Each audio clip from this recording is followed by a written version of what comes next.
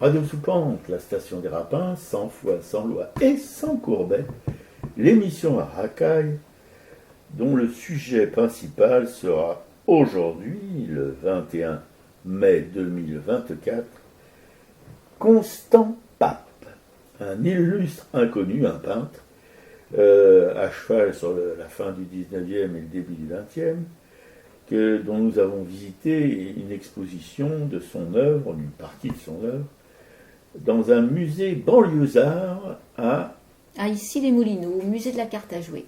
Ouais, salut à tous, vous pouvez toujours nous mettre un mot à artracaille@orange.fr. On vit tous dans la terreur de perdre notre emploi. On a tous peur du jour où on n'en aura pas. Mais faut pas trop stresser, car c'est pas si courant de se faire virer d'un job qu'on a depuis longtemps. On peut violer des gamins et continuer à écrire des bouquins. On peut arracher des mains sans se faire virer par Darmanin. On peut faire tuer 12 500 enfants et rester chef d'un gouvernement. Mais si on dit pour rigoler que celui qui fait tuer ses marmots est un nazi au prépuce coupé, alors la gare à ton boulot. Il arrive que des décisions juridiques ne soient pas respectées par le service public. Parfois, quand on défend les droits de l'homme, ça finit au prud'homme. Faut pas trop paniquer, c'est pas si fréquent de se faire mettre à pied d'un travail qu'on fait depuis 15 ans. On peut demander des photos de bites à de jeunes garçons et continuer à présenter une émission de télévision. On peut sodomiser des fillettes de 14 ans et continuer à réaliser des films pour le grand écran. On peut faire bombarder des écoles et des hôpitaux sans pour autant se faire renvoyer de son boulot. Mais si tu fais une plaisanterie sur celui qui bombarde à tout va en le traitant de nazi circoncis, là faut faire gaffe à ton contrat. Il arrive que des décisions juridiques ne soient pas respectées par le service public. Parfois, quand on défend les droits de l'homme, ça finit au prud'homme. C'était Guy Drey qui interprétait des droits de l'homme au prud'homme dans cette fameuse émission Le Grand Dimanche Soir sur France Inter. Voilà. Guillaume Meurice. Un humoriste? C'est quoi donc un humoriste? En voici une définition quasi officielle. Un humoriste est un auteur dont la production intellectuelle, écrite ou visuelle, contient et manifeste de l'humour, c'est-à-dire une certaine forme d'esprit, à la fois joyeux et satirique, caractérisé par un aspect vivace et piquant, voire sombre. Dis donc, quelle aventure! Que je pensais un rigolo tout simplement. Non, pas tout à fait, et même un peu réducteur. Réducteur de tête comme dans Tintin et Givaro? Mais non, grand bêta. Quoique 1m65, ce ne soit pas une taille qu'on peut qualifier de grande. Mais ce sont ces billevesées pour se poser et tenter de répondre à cette question sur la définition de l'humour à ma façon, c'est-à-dire celle de l'auditeur de France Inter ici Paris, des Français parlent au français, de souche de préférence, blanc étant un plus, catholique un autre plus, pétainiste un autre encore plus. Je me dis, en mes intérieurs primes sautiers, que c'est une bien belle histoire que celle de cet histrion de Meurice, que l'immense intellectuel et député des Français de l'étranger, Meyer Habib, qualifie de vermine antisémite. J'en suis sur le fondement. Mais il faut dire à la décharge de ce gonfle-bouffigue, consacré par la République des copains et des coquins, qu'il n'a pas bénéficié dans son cursus scolaire de toute l'attention de ses professeurs et que certaines notions de retenue se sont égarés dans la gélatine de son grassouillet cerveau.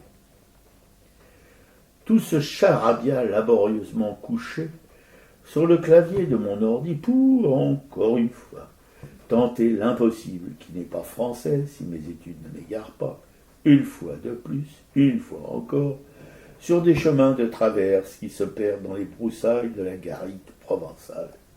Quelle fatigue! Non, monsieur Meyer-Habib, ce gentleman blagueur de haut vol, Guillaume Meurice, n'est pas une vermine antisémite très bon dire. Si toutefois un esprit libre de toute emprise, maréchal nous voilà, est plein à ras-bord d'amour de la liberté de penser, de dire et d'écrire, peut encore barboter dans notre mare commune. Il est certain que vous-même avez un besoin de place, de beaucoup de place pour y faire trempette, et que cette raison peut interférer avec votre façon de penser l'autre. Guillaume, s'il me permet cette familiarité, ne se soucie guère, pour ne pas dire, et je le dis pas du tout, de cette contingence de proximité dans la baignade. Tout le monde peut se mouiller, quand on lui semble. J'ajouterais tout nu, si ça lui fait des risettes à la bistouquette. Vous allez me rétorquer, avec la loi qui met son nez où il faut pas. Certes, on ne va pas en faire un roman de gare. J'aime, tu aimes, il, elle aime, nous aimons, vous aimez, ils, elles aiment, Guillaume Meurice, avec prépuce ou sans prépuce, mais en aucun cas avec colonisation, massacre à Gaza, mémoire de la Nakba, interrogatoire de l'historien israélien Yann Papé par le FBI à propos de son récit sur le travestissement de l'histoire par la colonie européo-israélienne qui squatte la Palestine, qui squatte même en Palestine. Si on peut réapprendre l'histoire par le rire, ça ouvre des perspectives. Allô, ici France Inter, ici Paris, des Français parlent aux Français qui ne savent plus rire. Allô, ici Londres, Guillaume Meurice qui parle aux Français qui aiment encore rire d'eux. Qu'il semblerait qu'il soit encore quelques milliers, quelques centaines de milliers, dit-on aussi par ici ou par là, qui ont cessé d'écouter une radio aux ordres de la voix de l'étranger. Battez tambour, sonnez trompette, le jour de la foire est arrivé. Une, deux, marche, vieille bête, puisque ton cœur est content, marche sans tourner la tête, le bonheur est en avant. Une, deux, qu'on chantait en uniforme de bad boys genre scout de notre centenaire l'église, et pas peu fier de l'être. Depuis, on a un peu changé, défroqué l'uniforme et du une, deux, virer notre cutie à gauche toute. Et le bonsoir, Ouais, alors bien sûr, c'est pas une grosse surprise, hein, la probable mise à pied de Guillaume Meurice. Moi, il y a déjà quand même quelques années où, quand Daniel Mermet s'est fait virer, déjà, on avait déplacé son émission Là-bas si j'y suis, qui était une grandeur d'écoute à 17h, on l'avait déplacé à 15h, et après, en fait, on a viré Daniel Mermet. Et là, pour moi, le message était clair, France Inter est une radio aux ordres des dominants, et ce discours à l'époque n'était pas audible par tout le monde, voilà, on me disait que j'exagérais, enfin, mais effectivement c'était perceptible, d'autant qu'après l'émission de Daniel Mermet, pour endormir le grand public, a été déplacée au samedi avec une partie de son équipe sur une émission hebdomadaire beaucoup plus soft. Aujourd'hui, on apprend que cette émission, La Terre au carré, va peut-être être encore remaniée. Donc voilà, on élime, il ne restera plus rien de ce qui était politique justement sur cette radio. Et cette émission d'humoriste, pour moi, faisait un peu le pendant d'un soi-disant pluralisme pour les auditeurs. Sauf qu'effectivement, c'est comme Stéphane Guillon, il y a eu la fois trop quand il a fait son billet sur Dominique Strauss-Kahn, il s'est fait virer. Donc tout ça, ça voulait quand même bien dire que on ne peut pas tout dire effectivement sur France Inter. Et Guillaume Meurice, moi j'étais un peu méfiante au début justement sur le fait qu'il participe à ce petit jeu d'humour. Et en fait finalement, je me suis aperçue en écoutant régulièrement ses billets qu'il ne lâchait rien. Et depuis qu'il y a eu cette guerre à Gaza, il a justement régulièrement remis ça sur le tapis, il a soutenu la Palestine, et pour moi c'était important tout son engagement. Donc effectivement ici on soutient complètement Guillaume Meurice. Il y a une pétition qui est en ligne sur change.org, je vais la mettre en lien sur le blog. Elle avait hier, je ne sais plus, 145 000 ou 150 000 signatures. Il faut la faire circuler. Ce que j'espère, c'est qu'après, si Guillaume Meurice était mis à pied ou licencié, il ferait comme Mermet, il irait au prud'homme. Il faut se rappeler que Daniel Mermet a quand même a gagné son procès contre France Inter et a été indemnisé à 400 000 euros.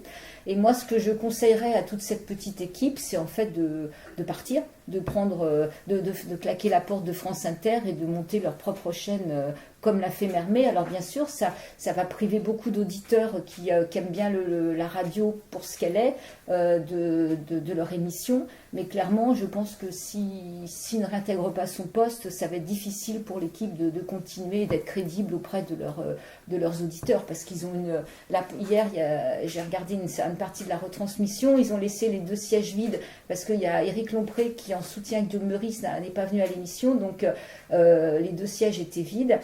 Soi-disant qu'on leur avait même proposé des humoristes au cas où. Voilà, c'est beau, les briseurs de grève quand même. Et ils n'ont pas accepté. Donc pour l'instant, c'est super. Charline soutient complètement toute son équipe et Guillaume Meurice. Donc j'espère que tout ça va se terminer par la réintégration de Meurice. Ce serait idéal parce que la justice lui a quand même donné raison. On est quand même dans un cas où, comme dit Guidry dans sa chanson, la justice l'a blanchi. Donc, qu'est-ce que France Inter a besoin, ou Radio France a besoin de continuer à faire de remettre ça, de faire une mise à pied. Bon, donc on verra comment tout ça évolue. Surtout que France Inter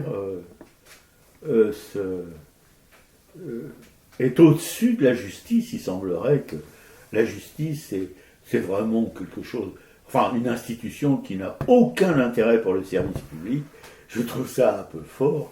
Et je voudrais aussi signaler à nos chers auditeurs que Alain Finkielkraut, que par ailleurs je déteste pas franchement, mais que Philippe Val, qui était anciennement directeur de la programmation, à France Inter, que je déteste franchement, et d'autres critiques virulents de Guillaume Meurice sont dans le cirque médiatique pour accabler en quelque sorte un confrère au lieu d'essayer d'arranger les choses d'une manière vraiment odieuse. Et le mot odieux, là, prend tout son sens. Voilà ce que je voulais signaler. Alors, Finkielkraut, c'est sur France Culture. Raphaël Enthoven était sur France Culture, je ne sais pas s'il y a encore. Aussi, donc voilà, il faut les écouter, effectivement, descendre Guillaume Meurice. Donc, on va voir dans les prochains jours. Je ne sais pas quand est-ce qu'il y a des nouvelles qui vont être...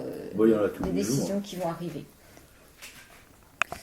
Donc, je vais revenir aussi sur ce que tu disais tout à l'heure, là, par rapport, toujours pour parler de ce qui se passe à Gaza et des implications un peu partout dans le monde. Effectivement, tu mentionnais l'historien israélien Yann Papé, qui a été retenu par le FBI. Et donc, il avait publié un livre qui s'appelait « Le nettoyage ethnique de la Palestine ». Et ça fait déjà, c'est un livre qui avait déjà quelques années, qui n'était plus édité et qui avait pour éditeur Fayard, qui a décidé de ne pas le rééditer. Par contre, les éditions de la Fabrique ont accepté, eux, de le rééditer. Alors voilà, ce qui s'est passé, c'est qu'effectivement, Yann Papé a 70 ans et soi-disant qu'il menaçait la sécurité nationale des États-Unis. C'est par ces mots qu'il raconte un petit peu sa mésaventure à l'aéroport de Détroit aux États-Unis. Le FBI l'attendait pour lui faire subir un interrogatoire long de 2 heures. Donc, il raconte que dès qu'il a atterri lundi 13 mai sur le sol américain, avant d'être emmené par 2 agents qui lui ont également confisqué son téléphone portable. Suis-je un supporter du Hamas? Est-ce que je considère les actions israéliennes à Gaza comme un génocide? Quelle est la solution au conflit, sérieusement, c'est ce qu'ils m'ont demandé. Qui sont mes amis arabes et musulmans en Amérique? Depuis combien de temps je les connais? Quel genre de relation j'ai avec eux? Voilà les questions qui ont été posées par 2 agents à M. Lian Pape. Alors il précise que l'attitude n'était ni abusive ni grossière, mais elles étaient vraiment déconnectées, prend-il le soin de souligner. Donc il avait fait 8 heures de vol, il y a répondu en renvoyant vers ses ouvrages, ou parfois il a répondu de façon laconique, par oui ou par non. Et jeudi 16 mai, la maison d'édition La Fabrique a dénoncé cet interrogatoire dans un communiqué demandant à ce que la répression des voix critiques d'Israël et en soutien au peuple palestinien cesse. Donc, contactée par Mediapart, celle-ci précise avoir été scandalisée par cet épisode et elle a découvert à travers le témoignage de Lian Pape, sur Facebook. Donc, les éditeurs lui ont écrit pour lui signifier leur soutien. Et c'est vrai que c'est malheureusement pas étonnant dans la période qu'on traverse où on constate que les discours se durcissent à l'endroit de ceux qui expriment un discours critique envers Israël ou qui soutiennent les Palestiniens dans les États occidentaux. Alors ce qui est particulièrement aberrant, poursuivons à La Fabrique, c'est qu'il s'agissait uniquement de questions orientées sur Israël, le Hamas, la notion de génocide à Gaza ou non, ou encore ses amitiés. Des questions sur ses propres opinions et sa vie personnelle, donc, et pas sur sa participation à d'éventuelles manifestations. Mais pour la plateforme des ONG françaises pour la Palestine, l'interrogatoire Lian Pape s'inscrit donc plus largement dans un phénomène de délégitimation de la solidarité avec les Palestiniens. Et en fait, ce qui reste un peu positif par rapport à ce que raconte Lian Pape, c'est qu'en fait, ça traduit qu'effectivement, il y a une fragilisation quand même, il y a une peur en fait d'Israël pour qu'on arrive à des mesures comme ça. Donc voilà, c'est quand même incroyable. Enfin, je pense qu'ils ne s'attendaient pas du tout à ça, quoi. L'UEJFP, donc c'est par l'UEJFP qu'on a eu aussi ces informations, rappelle le contexte dans lequel cet interrogatoire intervient, à l'heure où quand même les universités aux États-Unis, comme en France et en Israël, sont attaquées dans leur travail de recherche, soit pour le fond de ce qu'elles sont, et pour tous les universitaires israéliens qui s'opposent à la position officielle israélienne sont harcelés, un peu comme la chasse aux sorcières qu'on a connue au moment du communisme, mais cette fois-ci du macartisme. Voilà, du macartisme, et voilà, maintenant ça s'attaque au soutien, aux critiques de la politique israélienne. Et quand on connaît le travail universitaire et historique d'Lian Pape, c'est encore plus regrettable. Voilà ce que dit Béatrice Orès, qui est porte-parole de l'UJFP. Voilà, donc c'est important, je mettrai le lien, c'est un article qu'il y a eu dans Mediapart qui est un peu plus long, donc je mettrai le lien. Et quand on parle de critique de la politique américaine, aux États-Unis, là, il y a une série de démissions qui arrivent pour protester contre la guerre à Gaza. Donc c'est quand même des démissions qui soutiennent l'administration Biden. On est quand même en pleine campagne aussi électorale. Et c'est Lily Greenberg-Cole, qui est la première responsable politique américaine de confession juive, à quitter ses fonctions pour dénoncer le soutien de Washington à la guerre israélienne à Gaza, et la dernière en date apparemment d'une longue série de démissions protestataires. Donc Lily Greenberg-Cole a annoncé mercredi sa démission de l'administration Biden, en raison donc du soutien des États-Unis à la guerre israélienne à Gaza. Et elle était assistante spéciale du chef de cabinet du ministère de l'Intérieur, et elle a donc envoyé mercredi sa lettre de démission à la secrétaire de l'Intérieur. Et dans sa lettre, elle déclare « Je ne peux plus en toute bonne conscience continuer à représenter cette administration face au soutien désastreux et continu du président Biden au génocide israélien à Gaza. Ce que j'ai appris de ma tradition juive, c'est que chaque vie est précieuse, que nous sommes obligés de défendre ceux qui sont confrontés à la violence et à l'oppression et de remettre en question l'autorité face à l'injustice. » Donc elle avait par le passé travaillé sur la campagne présidentielle de la vice-présidente Kamala Harris avant de participer à celle de Joe Biden en 2020, et elle avait ensuite décroché ce poste de responsable politique au ministère de l'Intérieur.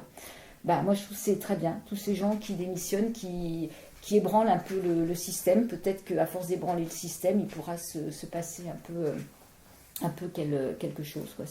Et quand on pense à la machine administrative américaine, qui doit être quelque chose de terrifiant, il faut vraiment un vrai courage pour s'y opposer, quoi. Ouais, non mais c'est... Et effectivement, quand on voit dans les manifestations, il y avait une manifestation samedi à Paris, donc toujours pour la Palestine, et il y a toujours les associations juives qui participent et qui sont très très bien accueillies, entre autres l'UJFP et Tzedek, qui sont là en avant-plan et qui montrent bien qu'effectivement il y a des soutiens de gens qui sont d'origine juive ou qui sont juifs encore. La communauté juive. La et ça, c'est communauté très, juive très n'est pas important. aux ordres du comment ça s'appelle déjà, le chose pro-israélien, du CRIF. Voilà, non, loin de là, vraiment loin de là. D'ailleurs, ils sont assez embêtés quand on voit que l'UJFP, il n'y a pas longtemps, a été attaqué dans des déclarations qu'il aurait fait en soutien soi-disant à Dieudonné, qu'on leur a même pas laissé un droit de réponse. Enfin, donc ça veut Et dire... sur la 5, oui. l'émission C'est à vous. Voilà, donc ça veut dire que ça effrite quand même si on commence à aller embêter des associations comme l'UJFP, c'est que il y a... Ouais, non, mais l'association, l'émission C'est à vous, hein, c'est un petit peu ras le plancher. Hein. Politiquement, c'est pas vraiment correct. Je trouve que ce qui se passe aujourd'hui justement en Palestine nous met face à qui nous avons en face de nous sur les engagements réellement politiques. Parce qu'il y a des tas de sujets sur lesquels on peut un peu prendre des tangentes, faire semblant. Là, avec la Palestine, c'est pas possible, quoi. Non.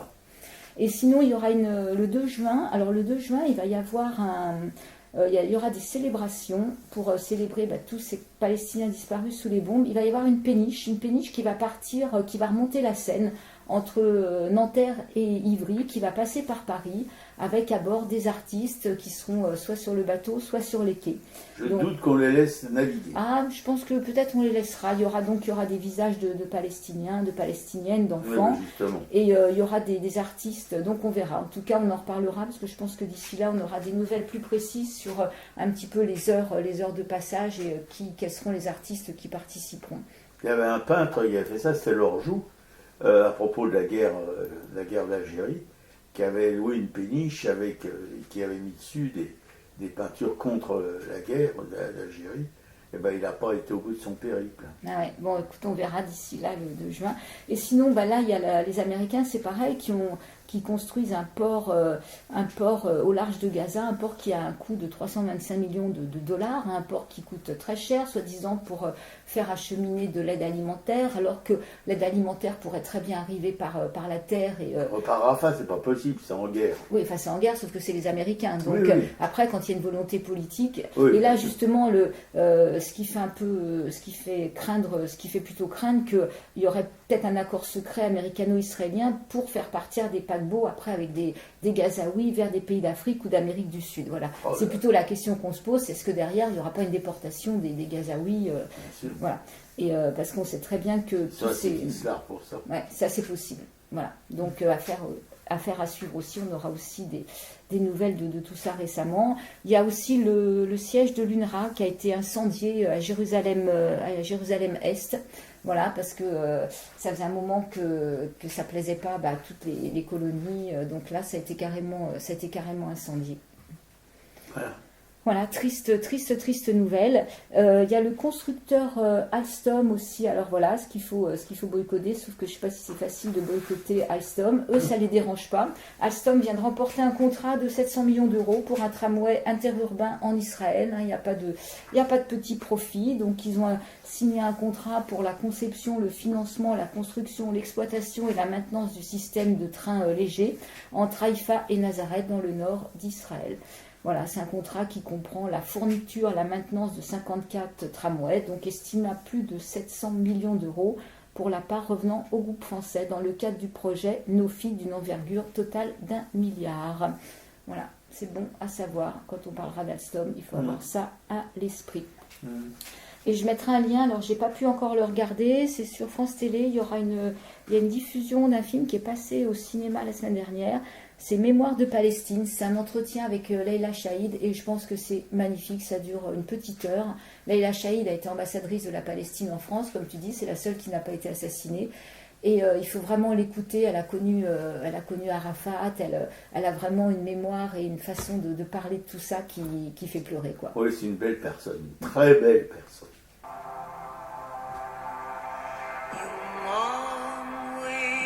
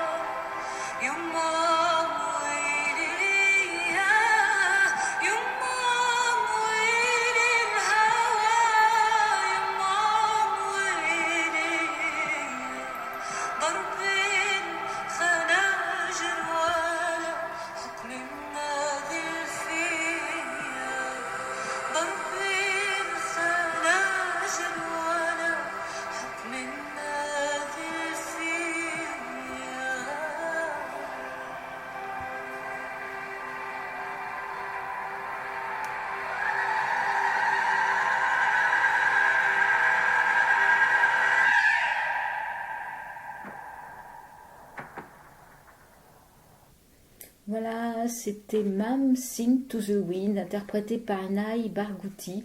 C'est une chanson populaire palestinienne qui est dédiée à Gaza.